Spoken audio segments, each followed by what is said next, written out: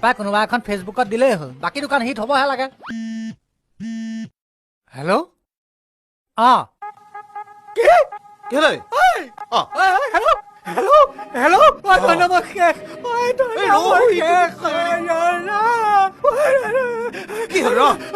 কি হ'ল কথাটো ক নাম্বাৰ এটা ফোন কৰিছে আমাৰ এই বোলে ৰাতিপুৱা পৰা নাই বুলি পিতেকৰ লগত পলাই এই অবিহনে মই ধৈৰ্য ধৰ হ'ব মাইকীক ধৰি ৰাখিব নোৱাৰিলি